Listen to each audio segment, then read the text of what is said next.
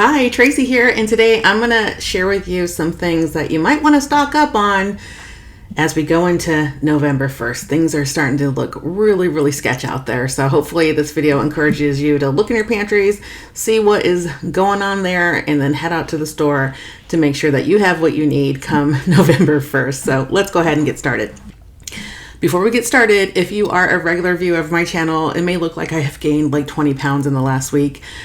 Stay with me to the end. I'll share what's going on. I'm having some health issues, but we're going to be fine. So I'll share what's going on at the end of the video. But let's get started on what is going on with our food supply. I don't know. It's kind of crazy. So as you know, today is Wednesday, October 29th. We are in like the 29th day of the government shutdown. So things are getting a little bit hectic. If you are a federal employee, you likely received a partial paycheck, and then you likely received no money over your last paycheck. Yes, that's true. My husband did receive a partial paycheck, and then he received no money for his next paycheck, and he is going to work. So, you know, not thrilled about working without pay, but you got to do what you got to do. So he is doing the best job he can. We're doing pretty good. We are using our savings, and I have redeemed like a ton of reward points that I have. I even had some disputing going on with a reward that I was supposed to receive that was not given to me, and I actually ended up winning that. So I ended up with an additional like $250 for like a total of like $500 in like reward points that I got this month. So that was an amazing blessing to help offset not getting paychecks. So what is going on in November 1st? You guys probably have heard this on the news, but the USDA is not going to pay off SNAP benefits. So SNAP benefits are what we used to call food stamps back in the day, but it's basically not a food stamp anymore. It's on a card. It's called an EBT card. And basically what happens if you are kind of poor, you can qualify to receive food benefits. It's often not a lot. Usually it's under a couple $100. Some people get like 50. Some people get a lot if they have kids. Like I have read that some people have like a gazillion kids and they're getting like 600 or whatever. So some people get pretty decent amount, just depending on your situation. But the majority of people get about less than $200 a month for SNAP benefits, as far as I know. Middle of this month, the USDA announced they're not going to pay out SNAP benefits. So what does that mean? That means that the states are not going to be reimbursed for this. It's a federal program. So basically what happens, the states, distribute the money, and the feds reimburse them. They're not going to do that because the government's shut down. There's no money for it. There's no allocation for it. So this is one of those programs that is allocated for, and there's no money for it right now. Now, there is money for like emergencies and things like that, which in the past, I believe they had either pushed money forward or used some of the contingency funds, but this shutdown, they're no longer going to do that. So that means millions of people are not going to get their SNAP benefits, so they're not going to have the money that they usually count on for food.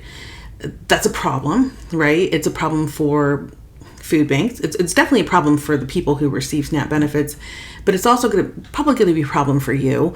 And so this is why I want to share this with you. And I'll talk a little bit about what we can do to kind of help our community as well. But it's likely going to affect you. If the shutdown has not affected you, that's amazing. And I'm so glad. If you've been traveling, you've probably faced some delays or cancellations. But generally, the shutdown hasn't been a big deal. This is probably the first time it's going to really majorly impact a majority of people. And so this is going to impact you even if you're not a food stamp recipient. So how is that possible? Well, number one, if you are on food stamps, you are, I believe for most states that your debit card will still work, from what I'm understanding. So if there's still some money on it, I believe you will be able to use it after the first, although I'm hearing rumors that you won't. But from what I've read, it looks like you will be. My suggestion to you is, if you have any money left on your SNAP card, that you use it up before the end of the month and just stock up on things like rice or beans or something like that. Something shelf stable should work just fine.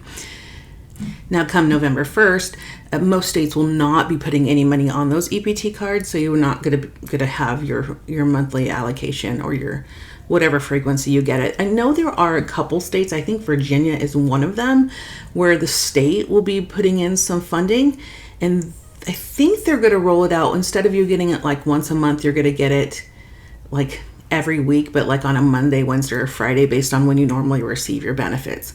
That's kind of how they're going to manage it. I don't know if it's going to be the same amount. They haven't really said much about it, but the state of Virginia is going to try to give their SNAP recipients something. Hopefully the whole thing, but I don't know. There's still a lot of states trying to scramble and figure out what they're going to do. The thing is that the states that actually do provide the SNAP benefits are not guaranteed reimbursement. So many of the states don't have the funding to actually, we're talking billions of dollars here. So it's not like the states have like a lot of money. Some of them have excess money and they can do things like it looks like Virginia is going to do, but many of the states don't. So there's not going to be there's not going to be a safety net right now. Even the food banks. So the food banks have been under stress a lot this year, and over the last 2 years, they've been under stress with, government shutdowns, unemployment rate going up, all the things. The food banks have been under a lot of stress, and so they're going to have to try to help with the situation, but they're not going to be able to make up the difference either. I will tell you that I went to my favorite discount food store a couple weeks ago, and their shelves were like lacking. Usually they're full and there's all kinds of deals to be had, but this time I would say it was probably half stocked versus fully stocked, which is where it was about a month ago. So it looks like people are starting to switch from regular grocery stores now to discount grocery stores as they're trying to figure out how to make ends meet. So the question is, how's it going to impact you? Well, if you like to eat kind of staples, it's going to impact you. Number one, through rationing. Number two, through supply. So what's going on right now? In fact, I just placed an order. Usually I order my dog's food that we make through Walmart. Usually I get like a case of green beans. I get some frozen blueberries. I get, things that, some rice, things that I put together to make them a healthy meal. But now they're limiting it. So at my Walmart, I could only get 3 cans of green beans. Now, that meant that I could get 3 cans of no salt green beans, and then I could get, 3 cans of salted green beans, which I don't like to give to the dogs at all. But we could eat those. But they're limiting it to like 3 per. So I couldn't get the order that I'm used to getting. My dogs eat more than that. So I was not able to get that, and I get it. Like they're trying to kind of stay on top of it because the last time we had major interruptions, people made mad dashes to the store. They were stocking up, and many of them are already saying they are running low on some of these staples. So I'll have to switch the dogs to something else, but we'll see. We'll see how long this lasts. But I was only able to get 3 cans of green beans, where normally I'd be able to get 12 or 24. No problem. So I did order the 3. We'll make do with what we have. But I can tell you right now, my Walmart's already limiting, so I can't get the normal food that I'm used to buying. So that's going to be an impact to you as well. Also, there's just supply shortages. So you might go to the store and where you normally would get something like peanut butter or rice or something, beans or something, spaghetti, those are starting to dwindle in supply. So you may not be able to get what you normally want in the grocery store. So those are like 2 ways it's probably going to impact you even if you're not a SNAP recipient. Another way is prices. In fact, as I was putting in my order today, I was like buying 1 thing of spaghetti. It was $1.33, and by the time I was ready to check out, it was $2. So that was a big increase in the time that I put it in the cart, and like the 15 minutes later it had already gone up in price. So there will be some changes in pricing as well, especially as supply starts to diminish, and that's going to impact your wallet. So something to think about. I've got a list of things that you might want to look at, like check out your pantry, see what you're kind of low in, and then maybe go get that a little bit early before you normally would get it, just so you have that, you're not missing it. Like if you normally have rice and it looks like you're like a week out from needing it, I would probably just go buy the bag of rice now. I'm not telling you to go buy like a ton of it. Like no need to empty the shelves. But if you normally have rice or beans or some staples, peanut butter on hand, just look to see where you are and how many days you have left of it, basically. And it's not a bad idea just to go grab one and have one for on hand. So here are some of the items that I think are going to run out pretty quickly, and then I'm actually already seeing limits being placed on. Good news though, I looked at my Target today. So Walmart here in Phoenix is reducing pretty much everything to like 3 items. So 3 cartons of eggs, you could get 3 cans of beans, 3 bags of rice, 3 cans of corn. It's even the frozen stuff is limit 3 pieces of bread. It's just like 3 is the magic number. Apparently you only need 3 cans of green beans at a time. Anyways, all to say, my Walmart's limiting, but Target is limiting to 10. So if I want to get 10 cans of green beans, which I wish they had the no salt version, I could not find it. Otherwise I would just go order it from them. Target's limit 10. So Walmart's limit 3, Target's limit 10. Just be aware of what your area is currently limiting. It's going to impact you if they are limiting or if they're running low on stock. So let's talk about some of the things you might want to look in your pantry just to see what might be dwindling and just pick up 1 or 2, so that you have it. So let's go ahead and talk about some of the things that might be disappearing soon at your local grocery store. The first one is rice. Like, rice is a staple. It's relatively cheap. People use it for like everything. It's perfect for all kinds of dishes. I love rice. My dogs eat it. Like, everyone eats it. So rice is kind of a big deal. So if you're short on that, you might want to maybe get 1 or 2 bags of that. Don't go out and clear the shelves. Just grab 1 or 2 of the things that you need. The next thing would be like your spaghetti. So spaghettis, any kind of pastas. Your macaroni and cheese is gonna be limited or going quickly. Things like flour, sugar, brown sugar, things that are standard baking supplies are gonna go pretty quickly. Your bread, you can actually freeze bread. I don't know if you know that. I have a local discount bread store in the neighborhood, so usually I'll get a couple loaves of bread there. We usually go through it, but you might grab an extra loaf, put it in the freezer so you have it. Cereal, like oatmeal cereal, granolas, things like that are going to go pretty quickly. Your sugary cereals probably will go as well, especially in those big discount bags that you can get from Walmart. Your ramen noodles are going to go. Tortillas, things that you bake with, things that are pretty much staples. So those are kind of like the grains and staples that you want to look in your pantry to see. Again, that would be rice, pastas, flour, bread, ramen noodles, things like cornmeal, tortillas, sugar, brown sugar, things like that you use. If you're going to be baking your own bread, grab some yeast, make sure you have that on hand. Let's talk about canned foods and jarred foods. So from a canned food perspective, your canned black beans, kidney beans, chickpeas, that are things that are high in protein, relatively cheap. Those are going to go first. Canned vegetables, green beans, corn, potatoes.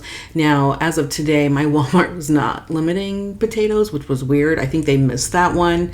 I was able to pick up like 5 cans of diced potatoes instead of 3, but pretty much everything else is 3. Your canned fruits, your pineapples, your peaches, your oranges, those are something I would look at. Your canned soups, your chicken noodle, your cream of mushroom, kind of any of your canned soups, but some of those more cheaper ones, some of the condensed soups I think will go first. Tomato sauce and pasta sauce, again, in the generic versions, are probably going to go first.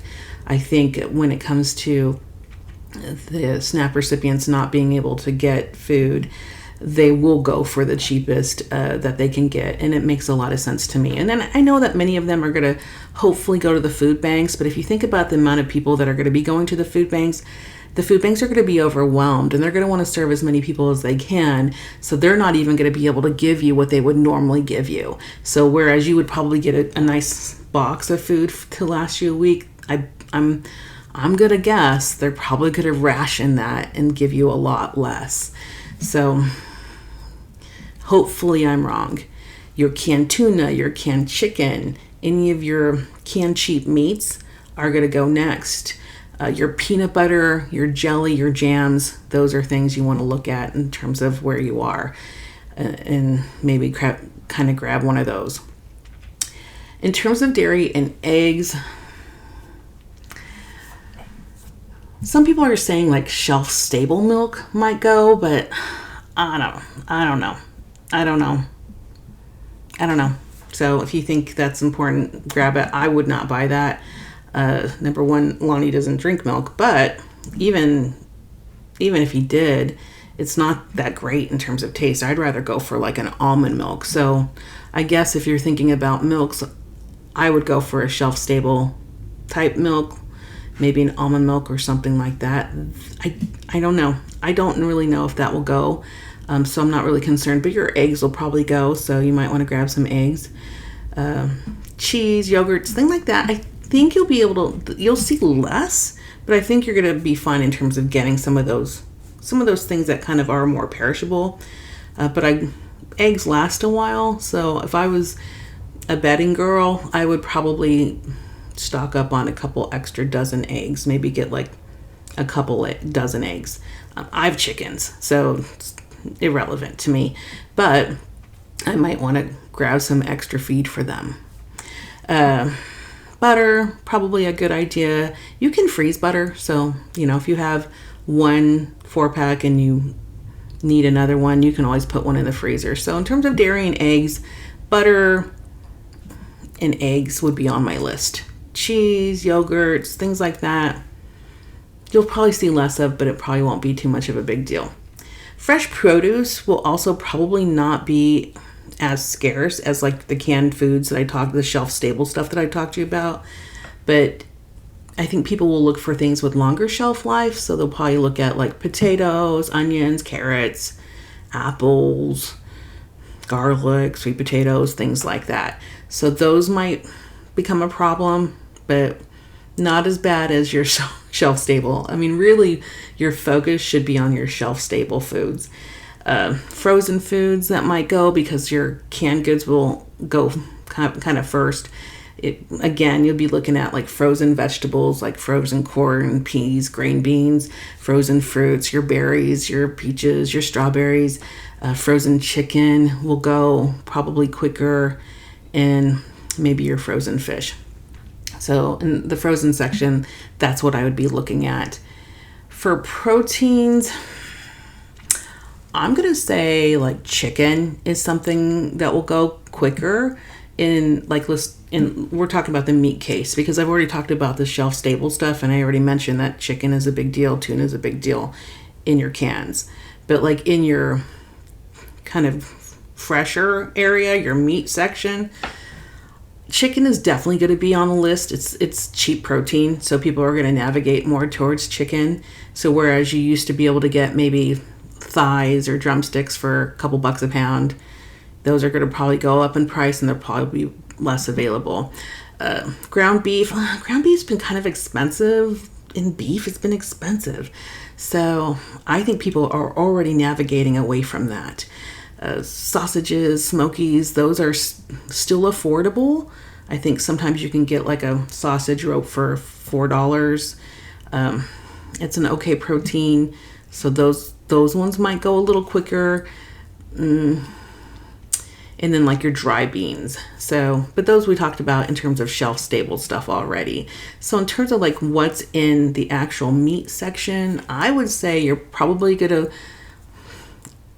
miss your chicken.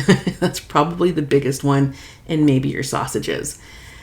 In terms of your baking aisle, so we talked a little bit about like flour and sugar and stuff like that for shelf stable, but in terms of baking, as we think about it, your cooking oils, your cheap cooking oils, like your vegetable oil, your olive oil. And olive oil is really not that cheap, but it's a better oil than vegetable or canola.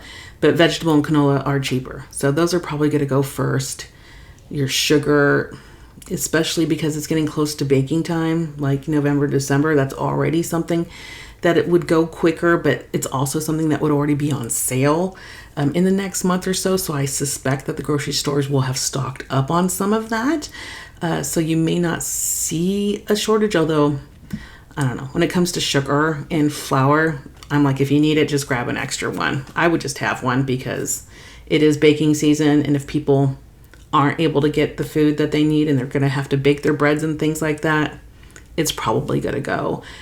Your baking powder, your baking soda, some of your standard staple spices, cinnamon, oregano, things like that. You want to make sure you have what you need on those. Coffee's been expensive. So it's not baking, but it's around that area in terms of the shopping area. It's been expensive. So I think, like, I'm already navigating to drinking tea in the morning. So, I don't know if you're like me, but I will have a cup of coffee, but only one a day because it's so expensive. Although Costco is having a sale on it. So if you need it, I would probably grab it from Costco. But your tea is probably going to be something that people gravitate towards as kind of a substitute. But coffee, if you need it, grab it. If you can substitute, I would probably start looking at substituting now because it's just been really going up in price. In terms of like don't forget salt. Salt you're going to be able to find anywhere, but grab it while it's like $1. Grab it while it's cheap. All right, if you need it. But if you don't need it, salt lasts forever and you don't really need to have a whole lot. Although many preppers would disagree with me. They would say she's out of her mind. I've not had a problem getting salt ever. So it'd be a first for me if that happened. So I'm just trying to help you so you I have an idea of what to prioritize. In terms of snacks, your crackers, your popcorn is going to go. Your peanut butter crackers, your granola bars, especially any of the generics or cheaper type of snacks. Your honey, people might be stocking up on the cheaper honey just to have honey last forever. And then probably some of your shelf-stable juices, although I don't really recommend the juices for the kids. It's just a lot of sugar in most of those anyways. So I think that's probably what I would recommend. But in terms of like priority, I would definitely go for my standard staples first. So again, that's your rice, your dried beans, your sugar, your flour, your baking things, your canned chicken, your canned tuna.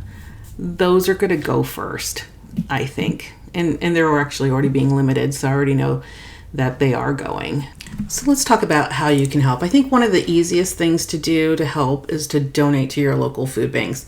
My local food bank has this amazing thing where if you donate $10, they'll give you a Christmas card to send to somebody that says you donated in their honor, which is amazing because then you can get your Christmas cards done, maybe a Christmas gift done, and you also will donate them. And I think at my food bank, it's for every $10 you donate, it's like 50 meals for someone. So helping the food banks out with cash donations is great. Another thing you can do is they'll be doing turkey drives, they'll be doing canned food drives.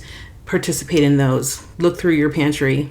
Try to give them things that are not expired, definitely, but things that most people could use, like, again, the canned tuna, the canned beans, the canned fruits and vegetables, those things that people really need. So donating your time would also be a good idea if you have some extra time to volunteer, because they are, again, overwhelmed with as much demand. So in terms of supporting your food banks, money, canned goods, time.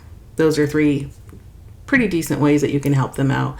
Another thing you could do is advocate and raise awareness, which is kind of what I'm doing. I'm telling you on YouTube. I'm also posting on my social media as well.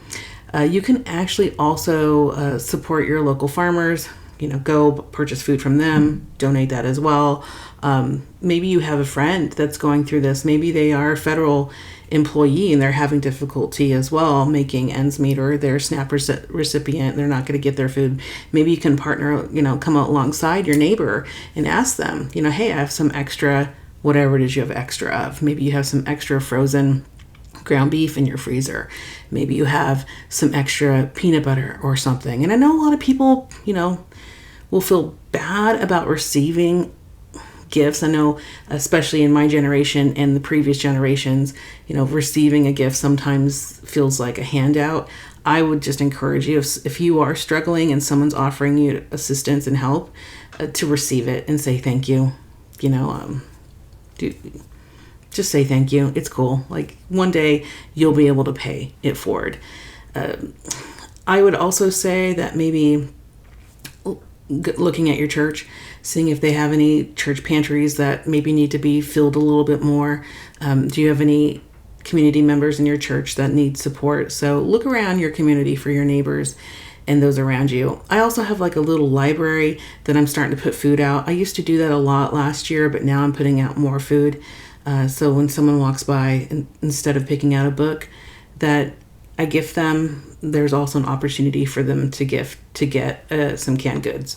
So that's another option. You might drive around your neighborhood, see if anybody has any little libraries or little pantry areas. Some people set up little pantries outside their home. Some of them set them outside their farm. A lot of farmers do this as well, where it's like a little pantry, or sometimes it's even like a seed vault where they let you exchange seeds as well. So just look around and see what's in your community and fill up those little pantries and little libraries with more than just books. Maybe you can put a little bit of extra food there as well. Don't overwhelm the stores. So like I said earlier, if you need something, go grab one or two of the item that you need, but don't clear the shelf. Make sure there's enough for everybody, especially if the store is not rationing yet. It would be nice if you just grabbed what you needed. You may also find out that your school might be running a canned food drive, your kids' school. Maybe your teachers know of families that are being impacted that you could donate maybe anonymously to. There might be some of that action going on.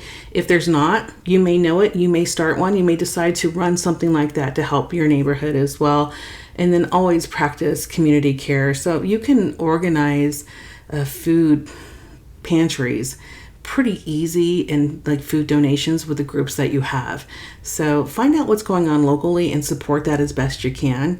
And if there isn't much going on, hopefully you can start something as well. I think one of the biggest things that is important is to educate and share as much information as possible. So maybe if you're able to find like the store has a lot of this, like maybe if they're doing some rationing, but maybe there's a sale on something, maybe you can share that with the people that are around you that might be interested in getting some of that food for cheap or whatever. So I try to share as much as I can, but hopefully you can share this as well with your friends and family. So again, if this video was helpful, go ahead and share it with someone that might be useful to them, and hopefully this will help people get prepared and be able to kind of weather this storm. So hopefully this is helpful to you, and if it was, give this video a thumbs up. Don't forget to subscribe, hype it if you can, and have a wonderful day. And for those of you guys who want the update on what's going on with me, I will just share a little bit with you.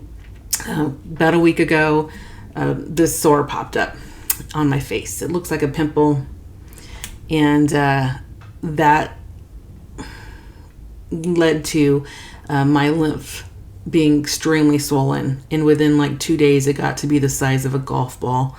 And then what I did was I went ahead and saw my primary care physician. She thinks it's cellulitis, which basically means an infection. So we're just treating it with Augmentin. I do need to get an ultrasound on it, so I'm going to follow up, and I do have some blood work to do as well. So she's just running some additional tests to make sure it really is just an infection. I think she's right. Just as kind of a painful sore and very difficult sometimes to swallow. So if you are praying for me, thank you so much. I appreciate your prayers, and you have a very blessed day. Bye.